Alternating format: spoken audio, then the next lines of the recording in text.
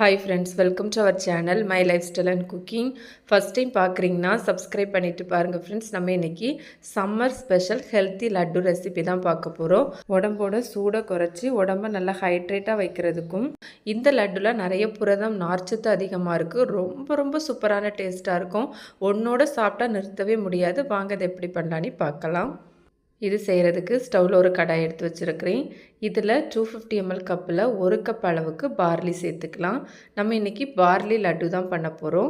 பார்லியில் நம்ம கஞ்சி எது பண்ணி கொடுத்தாலும் குழந்தைங்கள்லாம் விரும்பி சாப்பிடவே மாட்டாங்க. இது போல் லட்டு பண்ணி கொடுத்து பாருங்கள், 1-2ஓட கண்டிப்பாக நிறுத்த மாட்டாங்க. டேஸ்ட் அவ்வளோ சூப்பராக இருக்கும். முழு பார்லி இல்லாமல் பார்லி பொடி கிடைச்சா கூட நீங்கள் பயன்படுத்திக்கலாம். பார்லி பொடியாக இருந்தாலும் லைட்டாக ட்ரை ரோஸ்ட் பண்ணிவிட்டு பயன்படுத்திக்கோங்க. ஹை ஃப்ளேமில் வச்சு வறுக்கக்கூடாது, சீக்கிரமாகவே நிறம் மாறிடும். ஆனால் உள்ளே வேகாது. லோ ஃப்ளேமில் வச்சு நல்ல ஒரு கோல்டன் ப்ரௌன் கலர் வரதுரையும் வறுத்தெடுக்கணும். பார்லி உடல் சூட்டை குறைச்சி உடம்பை நல்லா ஹைட்ரேட்டடாக வச்சுருக்கோம்.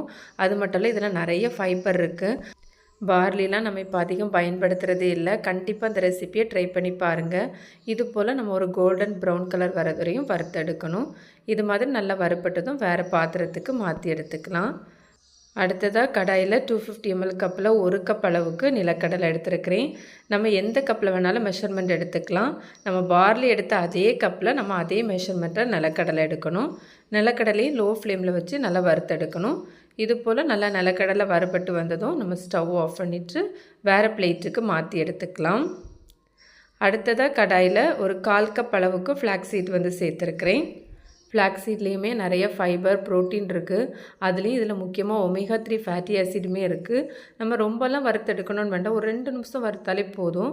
ஏற்கனவே கடாய் நமக்கு நல்லா சூடாக தான் இருக்குது. நல்லா வறுப்பட்டு வந்ததும் இது போல் நல்லா வெடித்து வரும். இது போல் ரெடியாகி வந்ததும் நம்ம ஸ்டவ் ஆஃப் பண்ணிவிட்டு வேறு பிளேட்டுக்கு மாற்றி எடுத்துக்கலாம். அடுத்ததாக கடாயில் ஒரு 1/2 டீஸ்பூன் போல் நெய் சேர்த்துருக்கிறேன். நெய் நல்லா உருகி வந்ததுக்கப்புறமா கொஞ்சமாக பாதாம் பருப்பு மட்டும் சின்னதாக கட் பண்ணி சேர்த்துருக்கிறேன். சேர்த்துட்டு நம்ம நெய்லேயே நல்லா வறுத்தெடுத்துக்கலாம்.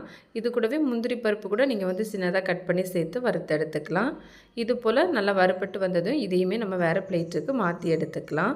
இப்போ நம்ம எல்லாத்தையுமே வறுத்தாச்சு.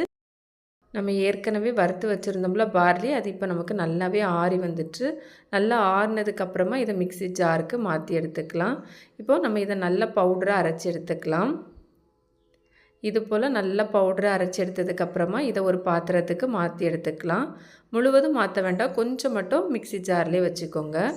அடுத்ததாக நம்ம ஏற்கனவே வறுத்து வச்சுருந்தோம்ல வேர்க்கடலையோட தோலை எடுத்து வச்சுருக்கிறேன். இப்போ இதை மிக்ஸி ஜாரில் கொஞ்சம் பார்லி பொடி வச்சுருந்தோம்ல அது கூட சேர்த்துக்கலாம். இது கூடவே நம்ம வறுத்து வச்சுருந்த ஆளி விதையும் சேர்த்துக்கலாம். இதெல்லாம் சேர்த்துட்டு நல்லா அரைச்சி எடுத்துக்கலாம். இது போல் நல்லா அரைச்சி எடுத்ததுக்கப்புறமா நான் இதில் 1/2 கப் அளவுக்கு நாட்டு சர்க்கரை சேர்த்துருக்கிறேன். நீங்கள் உங்கள் இனிப்பு சுவைக்கு தக்கன சேர்த்துக்கோங்க. நல்லா இனிப்பு சாப்பிடுவீங்கன்னா 1 கப் வரை கூட நீங்கள் சேர்த்துக்கலாம். சேர்த்துட்டு இது போல் நல்லா அரைச்சி எடுத்துக்கலாம். இதை நம்ம ஏற்கனவே பார்லி பொடி அரைச்சி ஒரு பாத்திரத்துக்கு மாற்றி வச்சுருந்தோம்ல அது கூடவே சேர்த்துக்கலாம். கூடவே ஒரு 1/4 டீஸ்பூன் போல் உப்பு சேர்த்துருக்கிறேன். 1/2 டீஸ்பூன் போல் வாசனைக்காக வேண்டி ஏலக்காய் பொடி சேர்த்துருக்கிறேன். நீங்கள் முழு ஏலக்காய் சேர்க்குறதா இருந்தால் நம்ம எல்லாம் அரைச்சி எடுத்தோம்ல அந்த டைமில் சேர்த்து அரைச்சி எடுத்துக்கோங்க. இதெல்லாம் சேர்த்து நல்லா கலந்து எடுக்கணும். எல்லாம் நல்லா ஒன்றோடு ஒன்று சேர்ந்து வர மாதிரி நல்லா கலந்து எடுத்துக்கோங்க.